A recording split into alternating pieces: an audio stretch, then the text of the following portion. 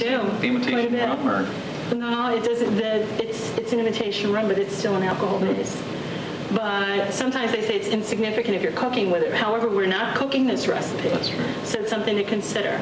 So what if you really like the recipe, but you still want a flavor? Well, think about fruit juices. Now, I would suggest maraschino cherry juice because it's very strong and very sweet, and it would give a nice cherry flavor, especially something deep chocolate like what we're making. So those are various things we're doing. I've already mixed up some of this, and when you first mix it, it's very creamy. But you do not mold it at that point. You put it in the refrigerator for several hours, let it get a little bit firm, and then you take about a spoon of it. And I'm just going to let you guys pinch off. I'll just take a little spoon, I'll pass it over and pinch off a ball size. And we have washed our hands This is messy. Oh yes, make sure to wash your hands because this is a hand type thing. Here you go. Wait, Debbie. And you just take the ball, roll it around your hands. And you want to do this fairly fast because it does tend to get very, very soft very fast. You've got the ball. And I think I'm going to put this into the green mixture. Just roll it around until it's coated as much as you'd like. And for children, this is a great idea, but you need to supervise them because, like I said, you don't need to roll it around too much. Otherwise, it gets, what does it get, Boyd? Messy. Now, notice the size of the ball that Boyd's using. Too small? It's very small. Well, that's bite-sized, but think of how many you'd need to fill that tray. That is true. That'd keep you busy for a long time, so you want to make a larger size ball. Want me to add to it? But look, it's yours. Make it any way that you like. I'll keep it small. You can make a great big gigantic one if you wanted to, but then think about that. That's a lot of chocolate. You got to run to the litter. So I've kind of covered mine pretty much. Now, my favorite, excuse me for reaching, No problem. is the chocolate. And I'm just going to pour a whole bunch out there. Move this little chocolate tree out of the way for a moment. Are we allowed to double dip? Oh yeah, that's the fun of doing this. You make all the color combinations. If you look at our tree, you'll notice that we have a lot of different colors. But the chocolate with the chocolate is just such a luscious taste. If you get really creative, you can put a nut in the middle of it, maybe a cherry.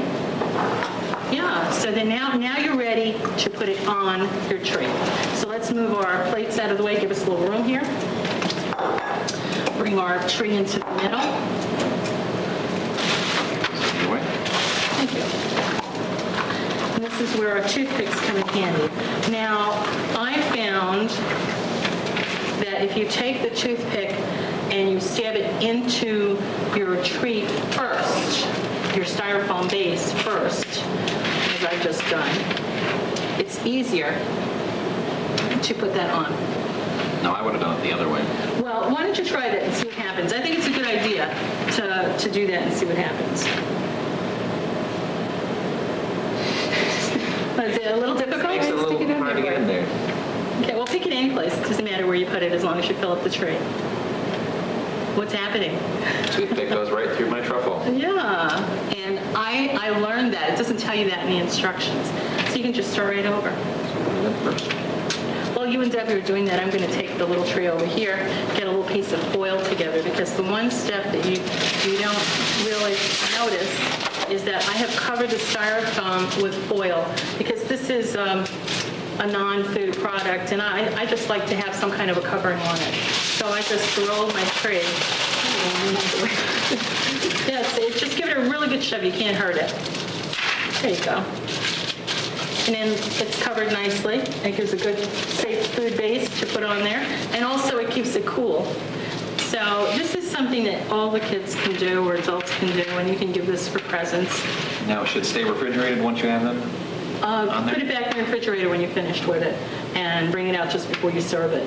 It's okay for it to be room temperature, but you don't want to let it sit on the table for a couple of hours, like some people have dessert tables. Mm-hmm. And anything that has a dairy product should stay chilled until you're ready to serve it. Which has the cream cheese.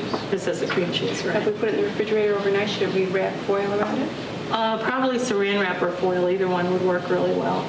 And you can also make these up ahead of time and just put them into a Tupperware container or a plastic bag, and you can have them made up ahead of time, because the longer they sit in the refrigerator and age, the better the taste gets. So you can take them out and do this at the last minute. This is definitely a make-ahead gift or dinner treat. If anyone doesn't know what to get me, I would certainly enjoy a truffle treat. Yeah, they're definitely yummy, but they are fattening. He doesn't have to worry about that, though. We have the pretzels around the bottom. Yeah, I thought that was a really good treat because pretzels and chocolate are yummy, and they have that little bit of salt taste to it, which just adds to the flavor of the chocolate, believe it or not. So it's a very simple, easy thing to do, and I think kids would have fun with it, but it really needs to be supervised. Very quick and very easy.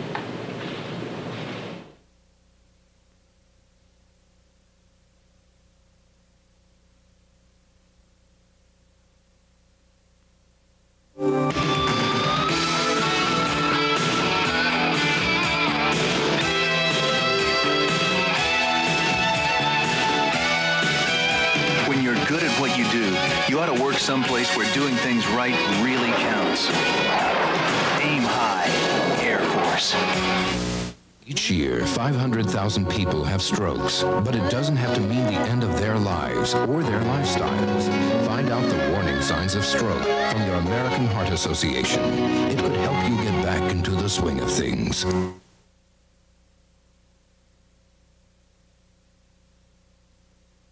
Ho, ho, ho, I've just got to get down to Cortland and see Boyd about this letter.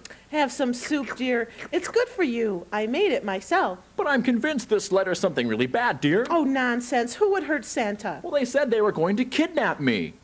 Oh, I can't believe that's true. You must be mistaken. Well, either way, I'm going down to Cortland to find out. Bring me my coat. Now, dear, if I'm not back, you look after things. Rudolph, are you ready to go? Yes, Santa, I'm all ready. Then first stop, Main Street, Cortland. We've got to see that gorgeous Boyd Chapman from that What's Cooking show. Open those doors. Off we go. Main Street, Cortland. Fly away all. Fly away, my reindeer. I'll be back soon, dear.